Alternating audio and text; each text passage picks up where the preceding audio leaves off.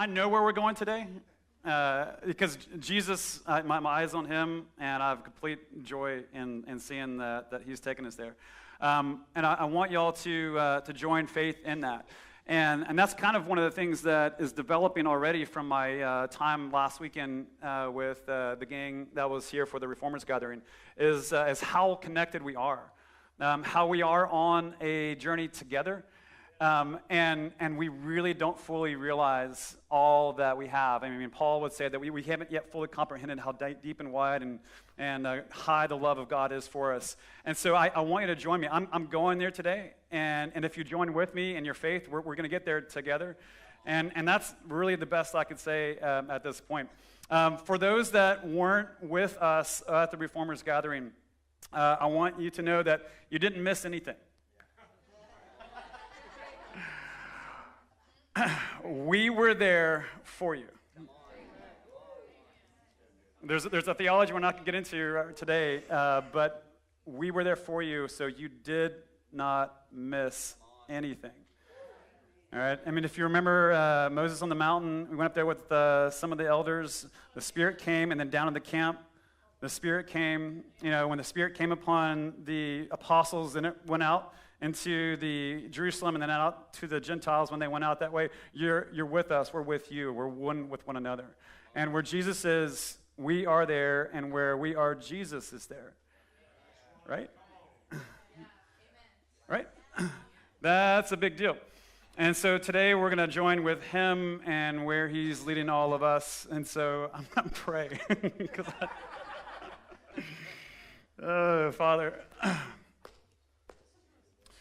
Father, there's a sea that has split already today, and we've already walked through it.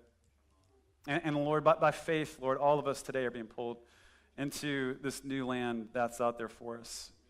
And Lord, the new land is actually a step. You know, it's the process of taking a step. That is the new land, that the faith that we join with you, Jesus, the place of openness with you is the promised land, the trust that we have, Lord. And so, Lord, I ask that you'd release and unpack this time right now. Lord, I'm so thankful to you, Jesus, that you are our leader, and you've laid a foundation for us that is bedrock solid, strong. And so all of us have found a home in you. And so, Lord, right now, because you're here, Lord, invite us afresh into a deeper area and deeper revelation of your home in us. All of it, Lord. And Lord, I ask that you would spare no expense right now and point it out. Oh, Lord, there's more so, Lord. Thank you. Lord, I just call forth within every person's spirit right now to come fully alive and fully awake, Lord. As if their thoughts and their understanding are exactly one right now with their heart. That there's no discontinuity, Lord, between what they believe and what they experience. Lord, I just call all that, Lord, to be one. Body, soul, spirit, Lord, all one right now. Lord, just as you have made all things hold together in Jesus, Lord, I ask that all of that right now would become manifestly one. In this space, Father, where there's people that at times have tried to grasp and felt like they can't right now, Lord, I ask that would now be removed. Where people have tried to feel like they've searched to comprehend and they haven't experienced, Lord, let that now be removed. Remove disappointment, Lord. Remove unbelief, Lord. Pull us into right now what Jesus you bought for us. Fully realize it, Lord. You're a Father, Lord, and your heart is to have that communion with us. Right now, pull us into that place. All of it, Lord. I want every bit of what Jesus paid for. Holy Spirit.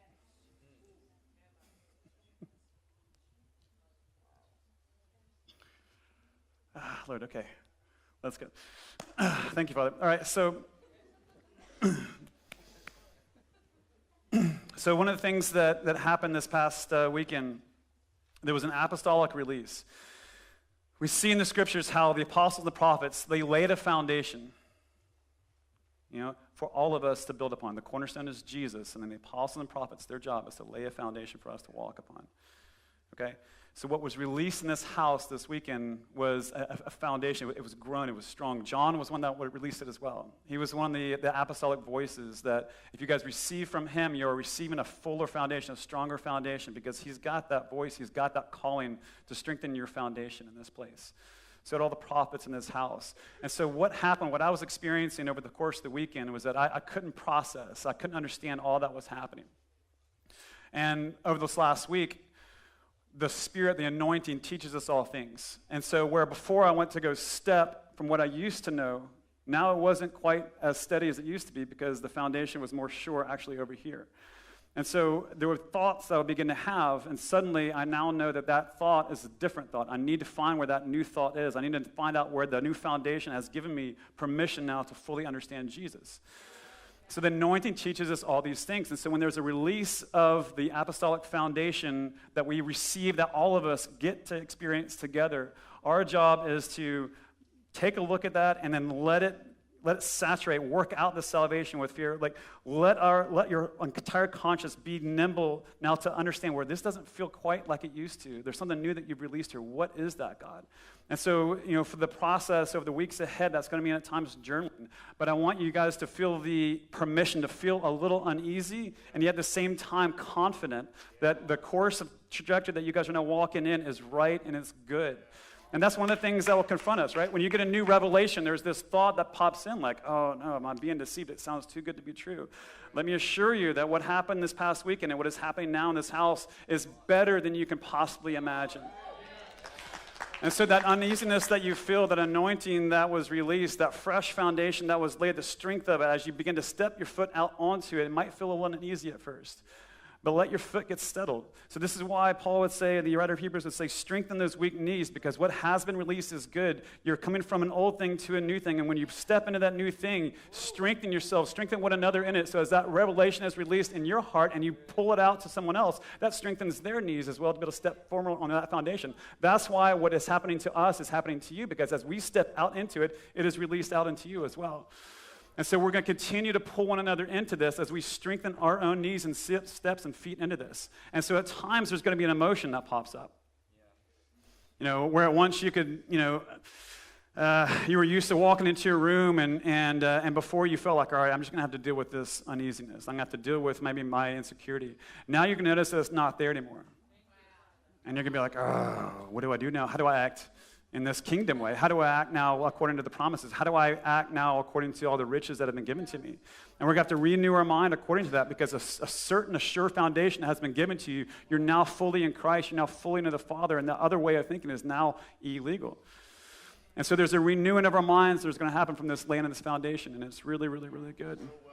One thing that, amen. One thing that Harold said that I really want us to make sure that we get, and it's a very risky thing. He said that whatever is your will, go for it because it's God's will. I'm paraphrasing a little bit. You need to get the teaching. You really need to unpack a little bit because that sounds very blasphemous, and especially from my background, saying that, okay? So Paul says in Philippians 2:13, work out your salvation with fear and trembling, for it is God who wills and works within you to do according to his pleasure. And what that means is that the deposit that has been given to you is the Holy Spirit, is Jesus Christ himself. And we need to become acquainted with how he is working within us, because that is God in us, working himself out in us.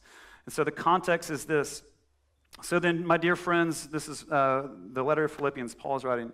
Just as you have always obeyed, not only in my presence, but now even more in my absence, work out your own salvation with fear and trembling, for it is God who is working, and that term in the Greek is working is like energeo. It's like energy. It's causing to work. There's a passion.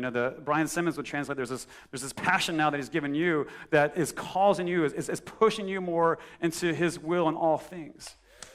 All right, and it's gonna feel maybe even at first a little bit different than the emotions and the thoughts that you had before that you could step out into and believe that this is good, this is great. It's gonna actually feel more full and at times more uncertain. And so I'm just going to develop some language. So he's enabling you both to desire and to work out his good purpose in you there in verse 13. And that desire and that purpose that is in there is a desire that you can experience and that you can feel. When I was growing up, I learned that the things that I would feel were bad. I don't know if it's ever been like that for you. I was a very devious one growing up, and I was a full into the world for many years of my life. And so when I met the Lord and got saved, it was for me like, all right, well, everything that I thought I could trust now was completely gone, and everything that led me astray, was going to lead me to death. I can't trust any longer. And then there was the scripture verses, Jeremiah 17, which says that the heart is deceitful above all things. Who can trust it? And so I was like, yeah, that's me. That's me. I can't trust anything that I feel anymore. If I hold on to that and believe that, how am I going to work out my salvation with fear and trembling, knowing that it's God who is in me with his desires? How am I going to know my desires from him? And if I believe that is bad, what if I am feeling his passion in me? And I condemn that because I believe that that's mine, right? So let me make sure that this is set in us, right? Let's make sure that this is solid, because I want us to step firmly on this foundation that we've been given this past weekend. Are you guys with me with that? All right, we want to run far, we want to run fast, we want to run unwavering, and we're not going to stop. We've got a mandate to bring all the kingdom to earth, and we're not going to stop for anything, okay? I don't want to stop for guilt and for shame. I don't want to stop for condemnation, all right? We got it going. All right, so Jeremiah chapter 17, let's literally get into that verse, and I want to rip it apart and make sure that we are all convinced as to who we are in Christ. So, if you guys would please turn to Jeremiah 17, because it is a wonderful passage. It's brought so much light to me over the years. We're going to start with verse 5. And if you notice, if you're a student of the Scriptures, which you guys all are, the Scriptures actually living inside of you. So, you guys, if you're a student of yourself, you're a student of the Scriptures. And as you understand yourself, you understand God, because God is in you, working out all things. And so as you read the Scriptures, you'll find yourself. And all right, so Psalm 1 and Jeremiah verse 5 are parallel passages. They talk about the same thing. And they talk about where to put your trust, where not to put your trust. In verse 5, that the man who trusts in mankind, who makes human flesh his strength and turns his heart from the Lord, is cursed. He will be like a juniper in the Arabah. He cannot see when good comes, but dwells in the parched places in the wilderness, in a salt land where no one lives. That doesn't sound fun. The man who trusts in the Lord, whose confidence or trust indeed is the Lord, is blessed. Pause for that for a second. We know we've been taught before to trust in the Lord. But if our trust is the Lord, where's the end part? Where do we step in if there's no end? He's just there in us, showing us that these ideas of union have been there the whole time. Okay. He will be like the one who trusts is the Lord. He will be like a tree planted by water. It sends its roots out toward a stream. It doesn't fear when heat comes. And its foliage remains green. It will not worry, this person will not worry in a year of drought or cease producing fruit. Should drought come upon the land, and we ourselves have learned this lesson, where are people going to find water? In you. Okay? You're the hope of glory for all those who don't yet know him. Okay, now this is the part that I really want to hammer in here. So verse 9 of Jeremiah 17. The heart is more deceitful than anything else and incurable. Who can understand it? Okay.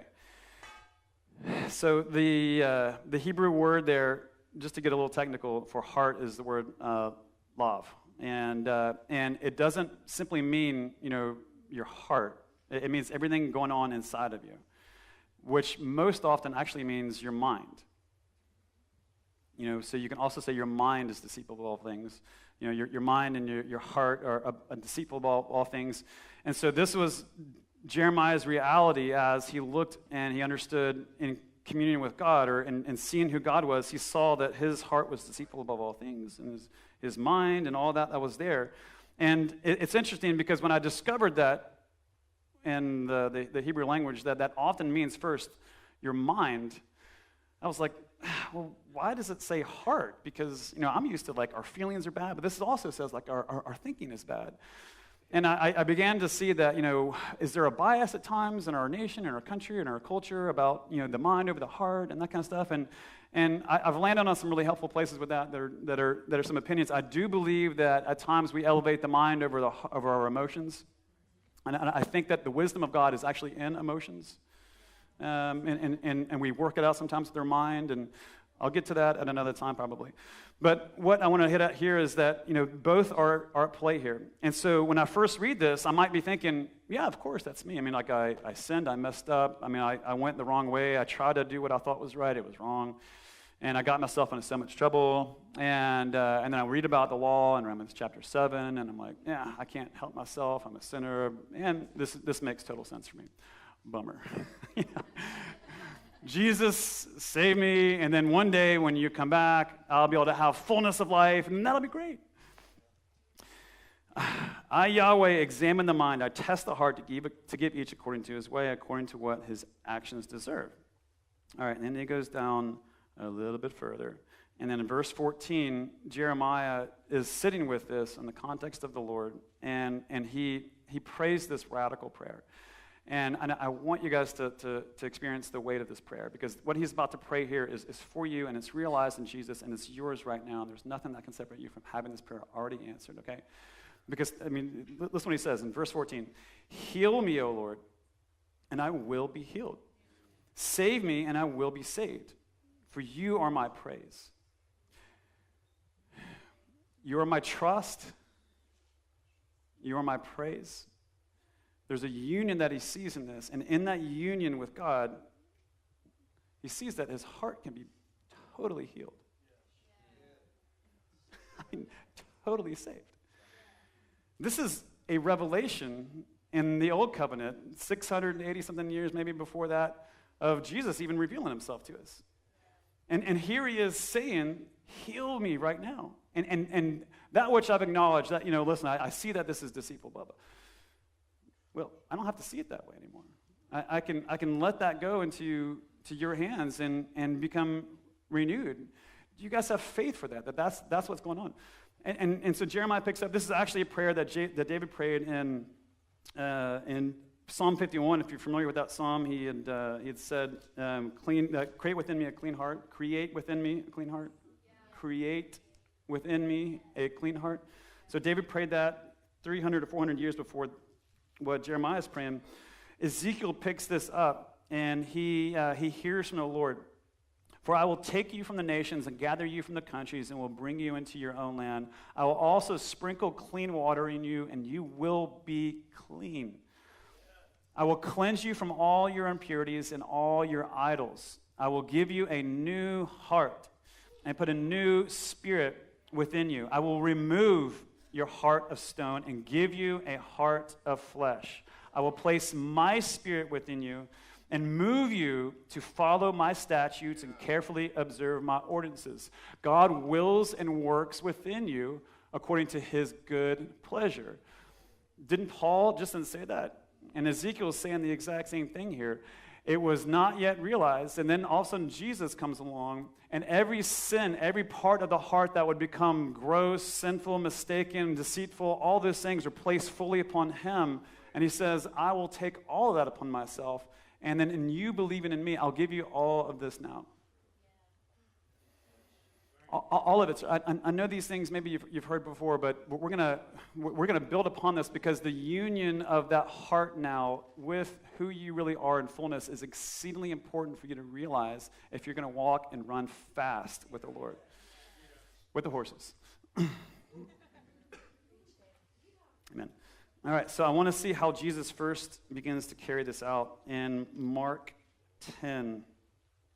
Because this applies directly to how we see ourselves and then see one another. In Mark 10, Jesus, he gets this. He knows that wherever he goes, he's perfect and he's flawless. He walks into situations and people are accusing him, of blasphemy, of calling himself God, of calling himself a son of God. And that really offends people that want to believe that they're not on equal terms with God, because here is a man that's saying, I'm on equal terms with God. He emptied himself of everything that made him equal, but then he was filled with God. You also, in trusting in Jesus, you are filled with God. You are made one, and again, this is things are difficult to say. Like, you're made one and equal with God. You are a son and a daughter of God himself. That doesn't mean you are God. Okay? I mean, I understand where to give honor, all right? I understand who's boss. I understand who gets the glory. I get that. I'm just trying to tell you that you're a bride and you're one with him. And so because of that, everything therefore that is Christ is in you is also one. So you are given all the privilege, you're co-heirs. So I want to put that out there. Jesus received that, and it was offensive to the people. And then how did his disciples respond? In verse 35 of chapter 10. Then James and John, the sons of Zebedee, approached Jesus and said, Teacher, we want you to do something for us if we ask you. And I love that. I love that they just, they just come up to Jesus and they ask, hey, we want you to give us something. And y'all can ask Jesus whatever you want, all right? As we read through this passage, you can ask him whatever you want because you're about to receive what they ask for. It's fun. All right, what do you want me to do for you? He asked them. And they answered him, allow us to sit at your right and at your left in your glory.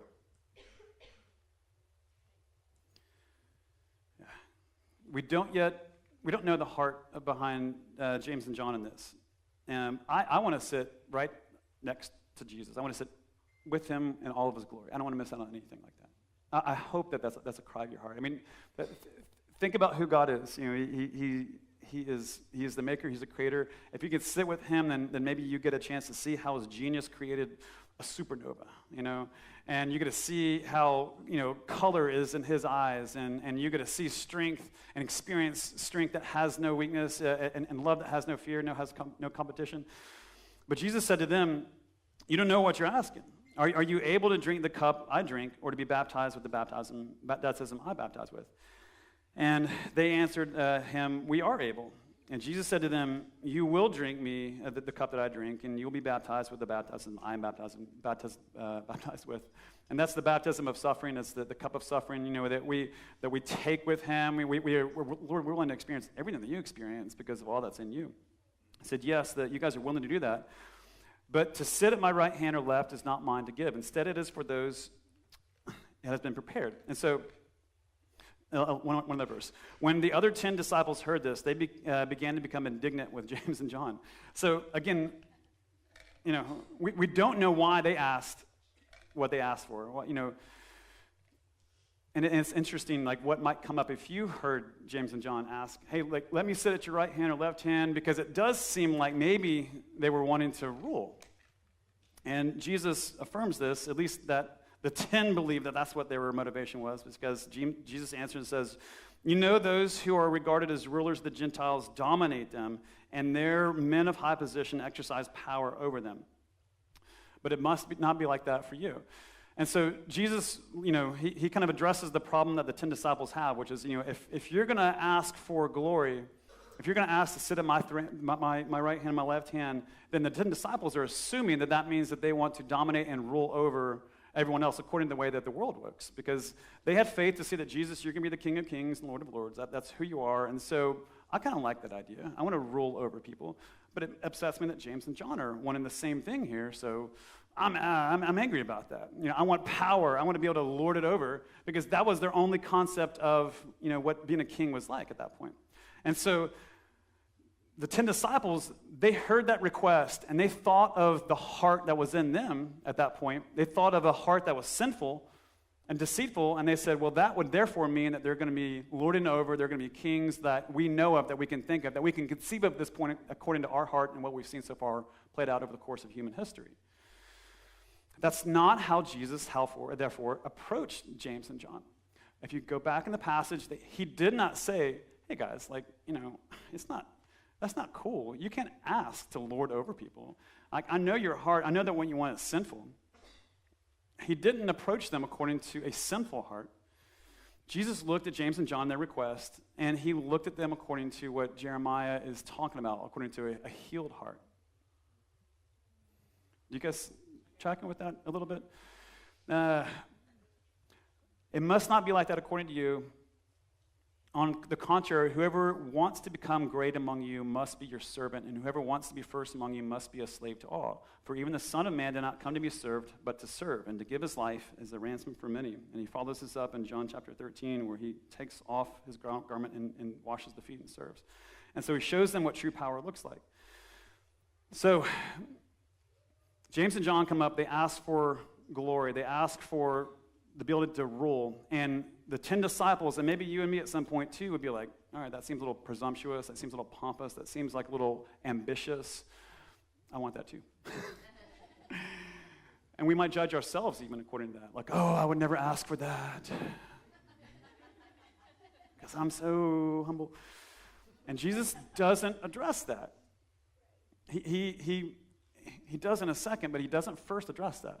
He first says, hey, listen, like, do you think you can do what I do, to have all that glory? And they're like, yeah, you do that.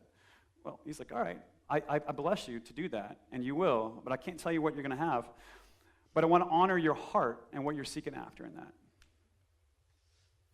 How many times does a friend or a kid or a colleague come up to you, and they've got a request or they do something, and our first response is to be like, that's ambitious, that's prideful of you, that is rotten, how can you do that? How much more would it be like Jesus to consider one another according to the Spirit now, this new heart, but not according to the flesh? We might have discernment that says, all right, well, I mean, you're seeking glory. But what is the Spirit, glory in an unhealthy way, but what is the Spirit actually saying to you about that person? And can we ask the question, or can we get to the heart of what Jesus is getting at with one another? Can we see one another in this family, in this community, according to what the Spirit is actually doing right now? Can we see our kids according to that? I mean, how many times, Elizabeth, do our kids come up and they ask us for certain things, and our first response is, not again, not again. How could you ask this thing again? And you ask them, like, what's going on in your heart? And they're like, I just want to be able to give this thing to my sister. And you're like, oh, man, I had no idea. Like they come sometimes with genuinely wonderful desires. And we miss it because we're automatically assuming that they're after a hard, bad thing.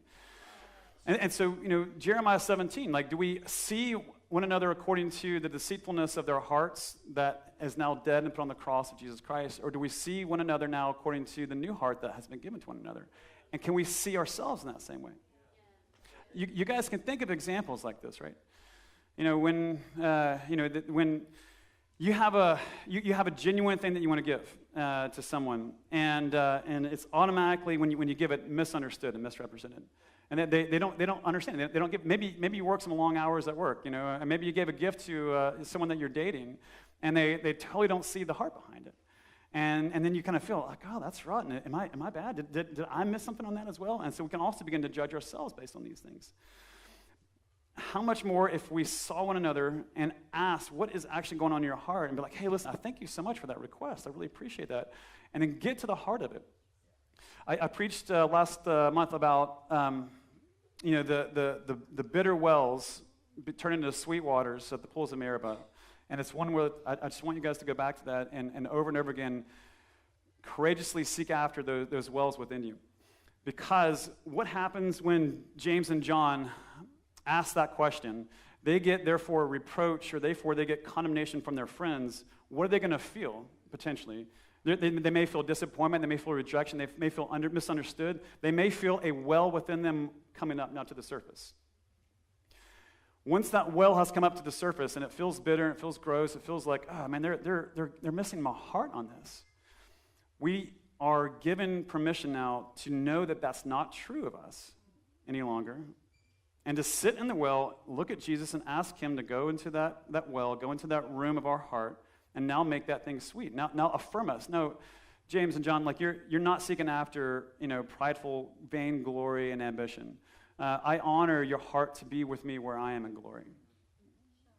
And because of that, I call you my own. You're truly a son because that desire is awesome. That's when you feel that's who I am. The other way gets cut off because, we see that that's not who we are, and then we reject that. But if we're willing to sit with that, then it offers us and affords us the chance to become like Christ. All right, so where am I going to go with that? Keep talking to me, Lord. All right, so we go with Jeremiah 17, and then if we follow it up a little bit, in Romans 7, I want to continue on with this because we at times as believers can settle for a lesser reality. We can kind of get stuck in some waters. We can kind of get stuck in some bitterness. We can get stuck seeing ourselves according to how people used to see us. All right, so, in my sinful past, I did a lot of things that were ungodly. I would go hang out with friends from the past, and they didn't know I was transformed. They didn't know I was changed. And suddenly they're asking the same, hey, let's do the same kind of things, and I'm like, no, I'm not down with that anymore. And they're like, oh, yeah, you are. And you can feel their faith in who I was is stronger at times than my faith in who I am. And that's not true. And so there is wisdom at times of pulling yourself out of those circumstances until you get faith that's strong enough in that. But what I want for all of you as a community to know that your faith in who God says you are is going to be stronger and is stronger than who others say you are. And so it's on us as a community to really see one another according to who we really are in the spirit and not according to the flesh. And so this is a prophetic house. We build a foundation not only for the house, but for one another. And so I give you permission, when you see one another in the spirit, call it out. When people are coming into this place, they don't know who they are. They need to hear a voice from the Lord that says, this is who I see you to be. Because everyone else in the world is saying, no, this is who I think you are. And that's part of being a family. That's part of what it means. I'm with you, you're with me. Where you go, I go. Where I go, you go. Where I go in the faith, you're going to come with me. Where you go in the faith, I'm going to go with you. And as a result of that, if one is exalted, I'm exalted. If you're suffering, I'm going to be suffering too. I want to know what's causing you to suffer because I want to pull you into what it is that means to have a new heart in Christ. This is the kind of culture that we are creating here. This is what our small groups, this is what it's going to be like to be in our community. We're not going to settle for who you were. We're going to settle for who you are and pull you into the fullness of that. Okay, so, yeah, God. All right, there's some passages that can get tripped up. Jeremiah 17 is one. Romans 7 is another, okay? Sometimes we can get into this habit of just believing, well, I'm a broken vessel, and I'm going to stay broken. And as a Christian community, what we're going to do is that we're going to accept you in your brokenness and keep you in your brokenness and be okay with that. I love accepting people in their brokenness. You are always welcome in family. I do not want you to stay in brokenness. Okay? In Jeremiah 2, there's a broken vessel that leaks water because of the idolatry of the heart. In Philippians 2, they got that right. Paul says that we have these treasures in jars of clay. There's no leak any longer. Okay? We have these treasures in jars of clay. Our job with one another is to form our vessels to become whole and no longer broken. To be just like Jesus. As Jesus is in the world, so also are you in the world. Okay? There's no shame in being broken right now. I want you to hear that. I'm pulling you into, and we're going to pull you together into wholeness, though. It requires you to leave behind your brokenness. It feels good sometimes to know that your broken heart is comforted by the Lord, and you don't want to give that up. Let it go. Your broken heart will always be comforted by the Lord to strengthen you into what he has for you in the future. Okay? You can always receive the comfort from the Lord at all times. You can always get healed, always. So that you can go and share the light with Christ without restriction, okay? Romans 7, please track with this. All right, Romans 7. So Paul, he's talking about the power of sin and the law and what it did. And it seems like he's having this, wrestling match within himself, and it seems like he's a bit schizophrenic with who he is. And so, and it's true. So in verse 13, therefore, did what is good cause my death? Absolutely not. On the contrary, so the law, did it cause my death? No. On the contrary, sin, in order to be recognized as sin, was producing death in me through what is good, so that through the commandment, sin might become sinful beyond measure. For we know that the law is spiritual, but I am made out of flesh, sold into sin's power. All right, so Paul says that he is a slave to sin in that case. Is that true? Come on, guys. Okay. In Christ, are we slaves to sin? Okay, so this is a past tense event. All right? In all the 2,000 years of church interpretive history of this passage, people are split on this.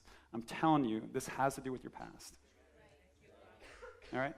You can argue with me about that if you want to. I'm telling you, you're not slaves to sin. Paul is talking about the experience that we have before the Lord, and sometimes as we work out of the world and work out our salvation.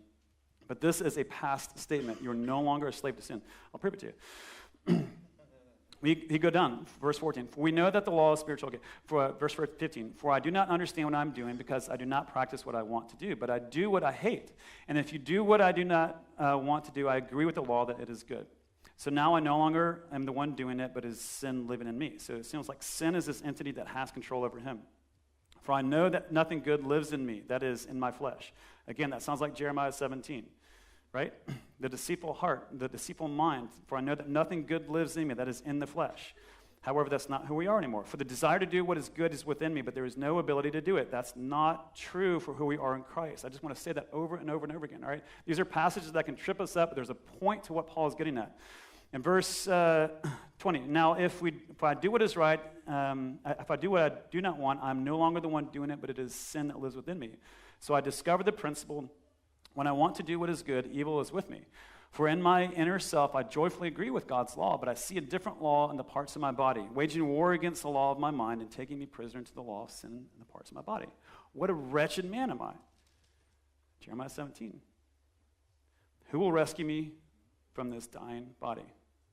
Who will save me? Who will heal this heart? Jeremiah 17. I thank God through Jesus Christ our Lord. So then, with my mind I am myself a slave to the law of God now, but with my flesh the law of sin. So we no longer consider ourselves according to the flesh. Therefore, no condemnation now exists for those who are in Christ Jesus, because the Spirit's law of life in Christ Jesus has set you free from the law of sin and of death. You are free, friends. All right, in this culture right now that we're in, everyone wants you to feel included in your brokenness. And I'm telling you, that is a lie. Yeah. And everyone wants to say you are powerless over it. You can't help yourself. You can't help it. It's what it means to be human. Sorry, there was the first Adam was fallen human. The second Adam is a new creation. It's a new humanity. You are a new creation. You are a new humanity. The old has passed away. The zombie thing that's been going on these past 10, 15 years, it is a prophecy that many among us are walking dead. But there are those who are really alive in Christ. Do you guys see that? Oh, that's good. You are a new creation. You have power over sin in Jesus Christ. So the lie that has been out there, that our feelings, that our thoughts, that they're deceitful, that you can't trust in them, is dead. It's a lie. We are working that out, okay, over time. And so there are things that come upon us, that there are feelings that we have, that if we act out on that, it's going to be sinful. That's not good. I'm not giving a stamp on everything that comes through your heart and your mind, as Harold was saying. However, you are one with Jesus. His thoughts are your thoughts. His heart is your heart now. Can we work this out together as a community, believing that in the end we will be perfect? We will be whole, as he says, be whole, be perfect, as my Father in heaven is perfect. Can we live? Let me ask you this. Have you lived before in your life 5 seconds without sinning? Have you ever gone 5 seconds without sinning? Okay. Have you ever gone a minute? All right. Can we go a day? Can we as a community go a week? I mean, do you guys see what's possible here? All right. What are we aiming at, friends? Jesus. This is how he walked in this earth. I give you the Spirit. Okay, so I sanctify myself so that you will be sanctified. Paul says, I'm storing up in my body that which you lack. We, in community together, all right, we work it out, and then you benefit. Death is at work in us, so that life is at work in you. All right, so each one of you, whatever victory that you have this week, is now ours. All right? I mean, and like your salt and your light, whatever is yours is mine, and mine is yours. And so we're going to go in the faith, and we're going to bring you along with us. I need to know where you're going to, so I can have what you have. And so we gather together and have meals, and we talk about what it is that the Lord has done in our life. We talk about what he's overcome, and suddenly that's imparted into us. I got something this past weekend that I don't even know how to work out at this point. They're like, whatever Harold, whatever John, whatever Jason, whatever Bill have worked out themselves, I got. Oh, and it's good news. Whatever Jesus worked out, it is yours. That's why there's nothing that can stop us. If God is for you, who can be against you, right? There's more. I think that's, we can go a little bit more time. All right, so let's just come up with a plan. All right, so, when we encounter a desire within us, that as you read through the scriptures, and you have to read through the scripture, when you read through the Word of God, you're going to see passages that pop up. Like I was telling Craig and Edwina this week that when I first started reading the scriptures, it would talk about how I rejoice in the morning. I rejoice always for the Lord. And I would read that. I'm like, I don't have any clue why someone would rejoice over Jesus in the morning. That sounds like I'm tired. I don't know what that's about. But if it's there for me, I want that. I wake up tired and groggy, and then there was a time where I would wake up sad, depressed, anxious, overwhelming. And so I would say, Jesus, wake me up joyful. So I would sit in that darkness, and that bitter pool, and through the confidence now that I have in the scriptures, that is true, that's right. I could sit in any pool and it not affect me. It was like, all right, well, this is what I'm feeling right now. I might feel despair, but this says that I can have joy. So Jesus, I believe you. Show that to me. Let's go after this. Is there a reason why that's there? Is it because of me, or is this the enemy? Either way, I'm going to sit right here, and I know that the darkness is as light to you. And so, help me to dance here. Help me to wait with you. Help me to run with you here. And so we track our emotions through what the scriptures say, and we want the positive. We want the good at all times. And so whenever we encounter that negative, and it's going to happen in the context of relationship, we pause, we stop, we wait. So, Paul says, take every thought captive. Do not be conformed by the patterns of this world. Peter says, do not be conformed by the passions of the flesh. And so I'm going to take that and say, all right, well, I can take also passions captive. I can take my emotions captive along with my thoughts, and I'll let them come through my heart and my mind, and I'll grab them. I'm like, all right, what is this? Is this from you, Lord? And I'm not going to control it, but I want to I'm not going to judge it, but I'm going to govern it. And it's like, oh, Lord, this is good. This is bad. What is this? I want to know your heart in this, because it's you who's working out your good pleasure in me. I want to know what you feel in the middle of this.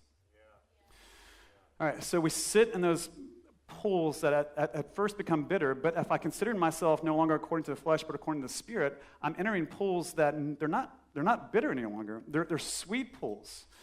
I'm walking into despair, but it's sweet because I say so.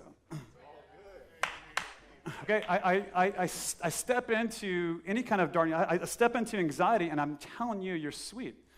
And through this, I'm going to find peace. I'm going to find trust. I'm going to find love. But you're not bitter. You are under, that's what John was saying this morning when he got up and he stirred us up and he said, what do you have power over? You declare your atmosphere. I mean, these things sound radically blasphemous at times. It's not true. According to what God has said, we have now the fullness of Christ along within us. What do you want to run with? It's what Edwina started us off with, that principle of the fixation. Yes. What are you going to fix your minds on? Are you going to fix your mind on the bitterness, or are you going to know that through it there's sweetness? This works out in relationships the same way, okay?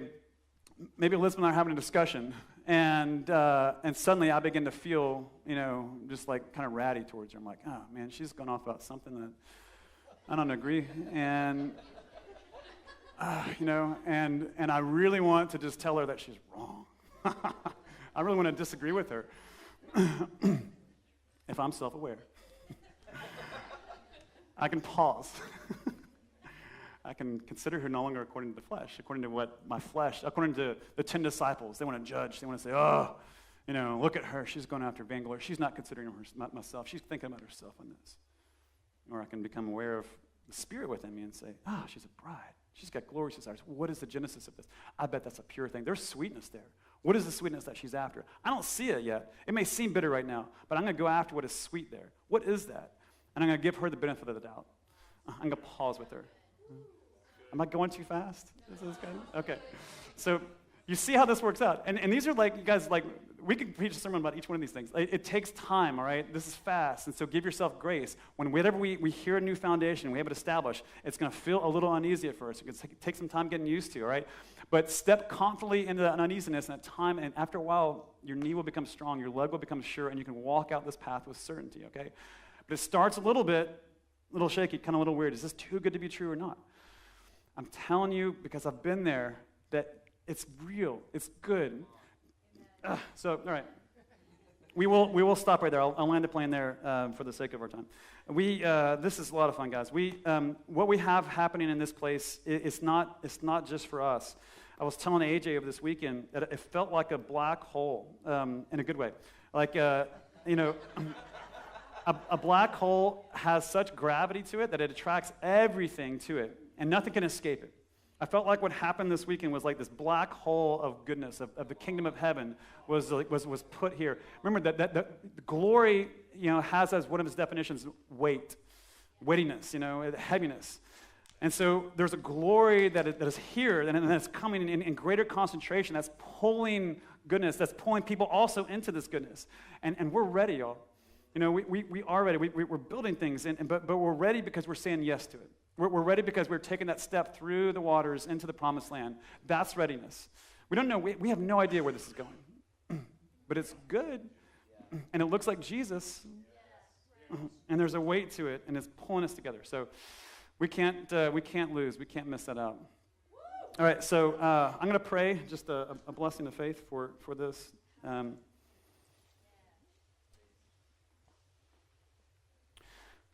I'm also going to pray something else. Father, I just want to pause right now, Dad. Lord, you tell us that we can be still and know you. We can become still, and that word to know is have intimacy with, have experience with you. And so, Lord, I just want to be still for a moment. And I ask that in this place of just being still, you're working in us for your good pleasure. You're turning everything into sweetness within us, Lord. And so, Lord, I just want to pause right now. And Lord, raise up our realization. Help us to grasp now you and us. And so if it's a refreshment in our affections, if it's refreshment in our thinking, I just want everyone now, Lord, in this place to have a complete awareness of you in them and you. So, Lord, I'm just going to pause and ask you to do that however you want to right now.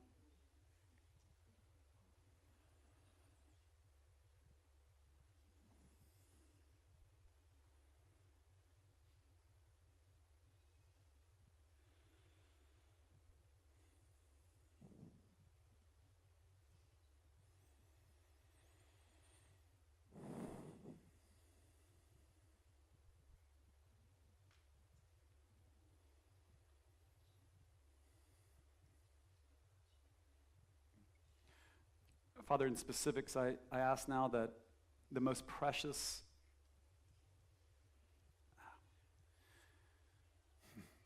I ask, Lord, that you would reveal your own preciousness, like how precious you are to the very core of who we are. And in that same place, let everyone in here know how precious they are. And it's one and the same.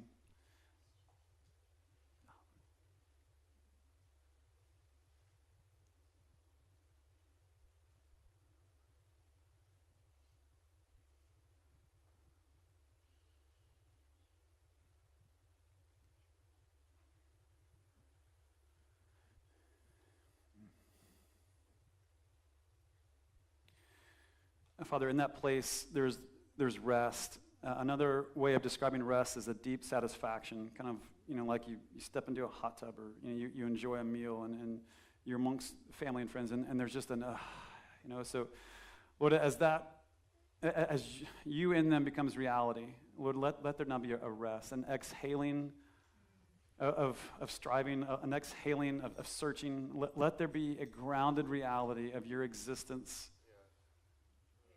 at rest, enjoying each one of your children here now, letting them enjoy you, and let that rest be a a weapon. Let that rest be a peace. Let that weapon be a structure, a steadfast bedrock now for all of us, Lord. And out of that rest comes health and healing, wholeness and identity. Father, thanks so much, Lord. Lord, sometimes we cannot describe what it is you're doing. We cannot describe who you are in us. And so in time, I do ask for language. I ask for songs. I ask for art.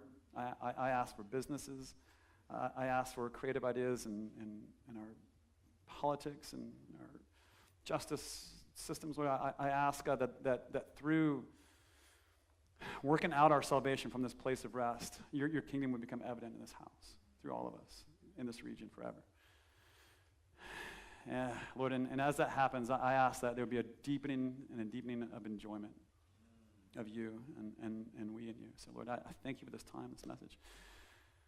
Hallelujah. Lord, thank you. Amen. I don't know, AJ, we've got some, or someone else jump. Yeah.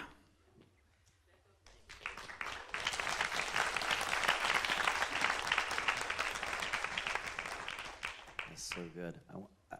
I felt like the Lord put something in my spirit just tagging on to the end of what he said. You know what the original lie was that mankind bought into that brought in the curse? It wasn't so much about the tree. That was the problem when they ate of the tree. But what did the serpent tell them? If you want to be like God, eat from the tree, the knowledge of fruit and evil. Weren't they created in the image of God? Weren't they already like God? He's been trying to tell the same lie for a really long time. And so one of the things that I felt like the Lord was saying this morning is what David just did was kind of bringing a reset to our thinking. That you are like him. You were created like him. You were designed like him. And it's not a striving. That was really where they messed up, because he convinced them for you to be what you already are, you have to do something you don't have to do. I'm going to say that again. He convinced them for you to be what she already was, that she had to do something that she didn't have to do. And so all of a sudden, striving was introduced to be something that she already was. And so what you're hearing this morning is very much a reset. It's very much against the grain for what's preached all over the place, because it's easier to make people feel small and like a worm and control them than to make powerful people. And sometimes when we feel that, I felt this in the room. If you've ever been on a boat or out on the ocean or for a long period of time, Tiffany and I whenever we've been on cruises, Tiffany's one of these people where she doesn't get seasick, but when she gets off of the boat, having been on the boat for a while, then everything's moving. Because your normal had become unbalanced. And so when you step onto solid ground, it feels like it's moving. And I feel in the room like sometimes we're like, oh, it's moving. No, you actually just stepped on solid ground. You've actually become so used to something moving that when you step onto solid ground, you're having to recalibrate. She actually has to wear C-bands off the boat. I'm serious. She has to, for a week after she gets off the boat, has to wear C-bands because she's become so used to moving. And so some of you this morning, I was like, whoa, you're actually on solid ground. He gave you enough scripture to prove it. I mean it. It was powerful. So let's stand up. I just wanted to tag that on because it was so powerful. So prayer team, if you'd come up this morning, there's usually somebody that'll be directing. Who is? This guy right here. He's going to be the coordinator. If you want to come forward for prayer, Louis right here, he's going to stand over here, and he'll just kind of send you to the right person. Sometimes when we hear a message like this, it really helps to get together with somebody that'll just lock arms with you and say, let's pray through this. Let me, as David said, let me share my strength with you now, and so on. So, Father, I thank you for what's been released in the atmosphere. I pray blessings over David as he's poured his heart out this morning. I pray just continual, Father, that you would open our hearts this morning, that we would just rest in knowing your voice. We would rest in hearing, just feeling the peace of the Lord. We love you, Jesus. I pray blessing over everyone in this place as they go their way this week. Just bless them. Increase revelation, increase presence everywhere you go. In Jesus' name. What's up, everybody? We want to thank you for watching this video. We hope it really encouraged you and spoke to your heart. We are so excited about what God is doing here at The Gate. We would love for you to partner with us. Just simply visit tgcgive.com. Make sure to subscribe to our YouTube channel or hit any of the links below for more updates.